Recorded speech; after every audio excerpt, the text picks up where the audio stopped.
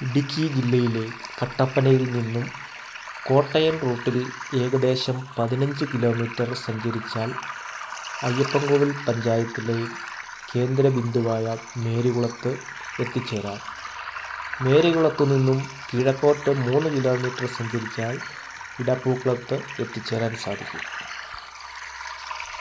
ഹൈറേഞ്ചിലെ അധികമാരും അറിയാത്ത അതിമനോഹരമായ ഒരു വെള്ളച്ചാട്ടമാണ് ഇടപ്പൂക്കുളം.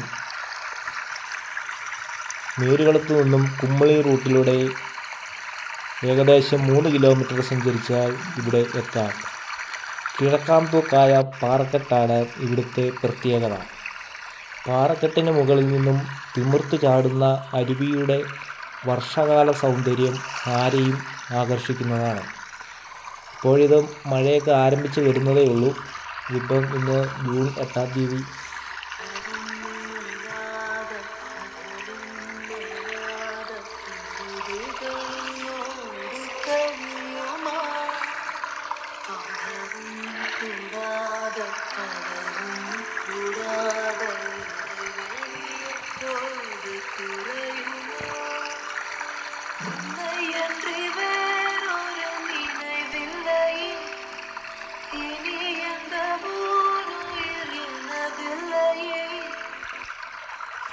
Thank you.